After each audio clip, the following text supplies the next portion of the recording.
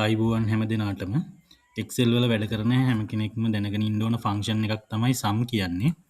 ඉතින් අපි අද සම් කියන්නේ මොකක්ද? සින්ටෙක්ස් එක සම් භාවිතා කරද්දී අපිට මොන වගේ බෙනිෆිට්ස්ද ලැබෙන්නේ? මේ වගේ දේවල් ගැන කතා කරමු. ඉතින් අවසානයේ තෙක් අපිත් එක්ක රැඳෙන්න කියලා ආරාධනා කරන ගමන් අපි යමු වීඩියෝ එකට.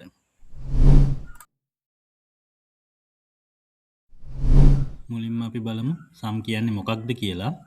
සම් කියන්නේ සරලවම කියනවා නම් අපි ළඟ තියෙන සංඛ්‍යා එකක් හරි කීපයක් හරි එකතු කරගන්න අපිට යූස් කරන්න පුළුවන් ෆන්ක්ෂන් එකකට මේකෙදි තනි ඉලක්කමක් සෙල් එකක් නැත්නම් සෙල් රේන්ජ් එකක් එහෙමත් නැත්නම් මේ තුනේම සම්මිශ්‍රණයක් විදිහට අපිට සංඛ්‍යාවන් ලබා දීලා ඒ වගේ එකතු අපිට අරගන්න පුළුවන්.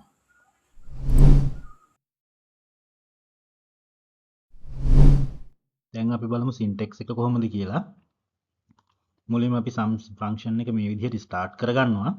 ඊට පස්සේ නම්බර් 1 එක අපි සිලෙක්ට් කරගන්නේ. නම්බර් 1 එක කියලා කියන්නේ අපිට එකතු කරන්න තියෙන පළවෙනි සංඛ්‍යාවට. ඊට පස්සේ අපි කමා එකක් දාලා නම්බර් 2 එක අපි සිලෙක්ට් කරගන්නවා. නම්බර් 2 එක කියලා කියන්නේ අපිට දෙවෙනියට එකතු කරන්න තියෙන සංඛ්‍යාවට. ඊට පස්සේ කමා එකක් දානවා. මේ විදිහට අපිට 255ක් වෙනකන් සංඛ්‍යා එකතු කරගන්න පුළුවන් එක දිගටම. අවසානෙට වරහණ වහා ගන්න තියෙන්නේ.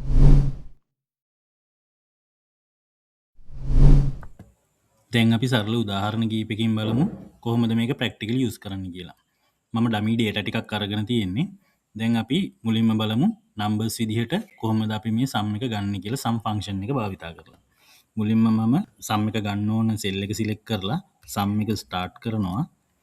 ඊට පස්සේ මම නම්බර් 1 එකට පළවෙනි සෙල් එකේ තියෙන සේල් ඩීටේල් එක මම දෙනවා 5830ක් කියන එක. ඊට පස්සේ කමා එකක් දාලා දෙවෙනි සෙල් එකේ තියෙන ඩේටා එක දෙනවා 3450යි 4920යි 2785යි 3450යි මේ විදිහට මම නම්බර ටික දීලා වරහන වහලා එන්ටර් කරනවා.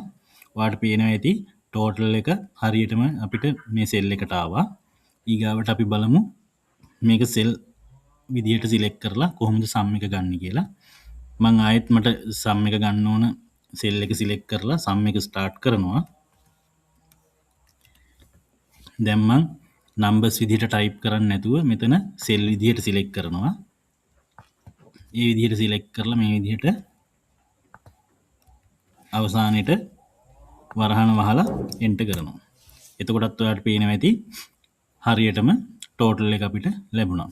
තුන්වෙනියට අපි බලමු සෙල් රේන්ජ් එකක් විදිහට කොහොමද මේක පාවිච්චි කරන්න කියලා. ආයෙත් මම සෙල් එක සිලෙක්ට් කරලා සම් එක ස්ටාර්ට් කරනවා. ඒ කරලා මම C5 කියන සෙල් එකේ ඉඳලා C9 කියන සෙල් එකට වෙනකන් සිලෙක්ට් කරගන්නවා.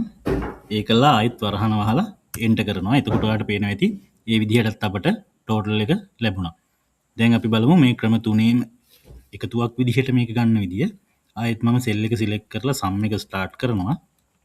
ඒ කරලා මම මුලින්ම පළවෙනි සෙල් එකේ තියෙන වැලියු එක 5830 කියන එක දෙනවා මේ විදිහට. ඊට පස්සේ මම දෙවෙනියට කරන්නේ දෙවෙනි සෙල් එක ඒ කියන්නේ C6 කියන සෙල් එක සිලෙක්ට් කරනවා මේ විදිහට. ඊට පස්සේ කමා එකක් දාලා මම තුන්වෙනි සෙල් එකේ ඉඳන් 9 වෙනි සෙල් එකට ඒ කියන්නේ C7 ඉඳන් C9 වෙනකන් සෙල් ටික රේන්ජ් එකක් විදිහට මේ විදිහට සිලෙක්ට් කරගන්නවා. ඒකල්ල වරහන වහලා එන්ටර් කරනවා.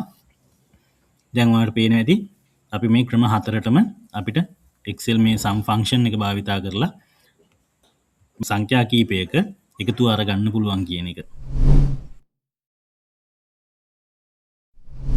දැන් අපි බලමු sum එක භාවිතා කිරීමෙන් අපට ලැබෙන ප්‍රධාන වාසි මොනවද කියලා. පළවෙනි එක තමයි ෆෝමියුලා එක ලියන්න පහසු වෙනවා.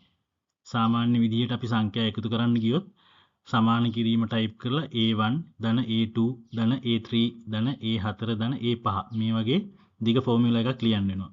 හැබැයි sum function එක භාවිතා කරොත් sum කියලා අපි sum එක ස්ටාර්ට් කරලා වරහන් ඇතුලේ A1 to A5 කියලා රේන්ජ් එක සිලෙක්ට් කරාම එක ෆෝමියුලා එකකින් වැඩේ කරගන්න පුළුවන්.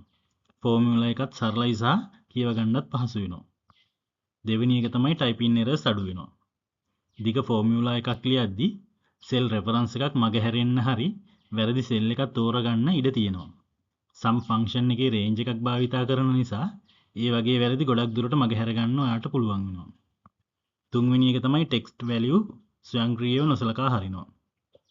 හිතන්න ඒ එකේ ඉඳන් ඒ 5 වෙනකන් සෙල් වල නම්බර්ස් අතර ටෙක්ස්ට් එකකුත් තියෙනවා කියලා. සම් ෆන්ක්ෂන් එකෙන් ඒ ටෙක්ස්ට් වැලියු එක නොසලකා හැරලා සංඛ්‍යාත්මක දත්තවල විතරක් එකතුව ඔයාට අරගෙන දෙනවා. ඒ නිසා වැලියු වගේ එරර්ස් එන්න තියෙන අවස්ථා ගොඩක් අඩුයි. හතරවෙනි එක තමයි රේන්ජ් එකක් භාවිතා කරන්න පුළුවන්. A1, A2, A3, A4 කියලා එකින් එක සෙල්ස් ලබා දෙනවා වෙනුවට ඒ එකේ ඉඳන් A10 කියලා රේන්ජ් එකක් ලබා දෙන්න අපට පුළුවන්. ඒකෙන් ෆෝමියුලා එක ගොඩක් කෙටි වෙනවා. වැඩ කරන්නත් වේගවත් වෙනවා. පස්වෙනි එක තමයි ඔෆිස් එකේ වැඩ ගොඩක් වේගවත් වෙනවා. Employee salary sales report, expenses, monthly budget වගේ රිපෝට්ස් හදනකොට නම්බර්ස් එකතු කරන වැඩ නිතරම කරන්න වෙනවා. ඒ හැම අවස්ථාවකම සම් ෆන්ක්ෂන් එක භාවිතා කරොත් කාලය ඉතිරි වෙනවා වගේම වැඩත් ඉක්මනින් සහ නිවැරදිව ඔයාට කරගන්න පුළුවන්. ඒ නිසා තමයි සම් ෆන්ක්ෂන් එක කියන්නේ Excel වල වැඩ කරන හැමෝම අනිවාර්යයෙන්ම දැනගෙන ඉන්න ඕන මූලිකම ෆන්ක්ෂන් වලින් එකක් කියලා කියන්නේ. අද අපි සම් ගැන මුලින් ඉඳලා සරලව ඉගෙන ගත්තා. දැන් කරන්න තියෙන්නේ එකම එක දෙයයි. ප්‍රැක්ටිස් කරන්න, මතක තියාගන්න. Excel functions කටපාඩම් කරන්න උත්සාහ කරන්න එපා. ඒ වෙනුවට මේ ෆන්ක්ෂන් එකෙන් වෙන්නේ මොකක්ද කියලා හොඳින් තේරුම් අරගෙන නැවත නැවත ප්‍රැක්ටිස් කරන්න. එතකොට තමයි Excel වල වැඩ ඉක්මනින් විශ්වාසයෙන් කරගන්න පුළුවන් වෙන්නේ. මේ වීඩියෝ එක ඔයාලට ප්‍රයෝජනවත් වුණා නම් ලයික් එකක් දාන්න. ඔයාලට තියෙන ප්‍රශ්න හෝ අදහස් කමෙන්ට් එකකින් ලියන්න. මේ වගේ සරල Excel ඉගෙන ගන්න subscribe කරලා notification bell එකත් on කරගෙන ඉන්න. එහෙනම් ඊළඟ Excel පාඩමෙන් නැවත හමු වෙමු. හැමෝටම ජය වේවා.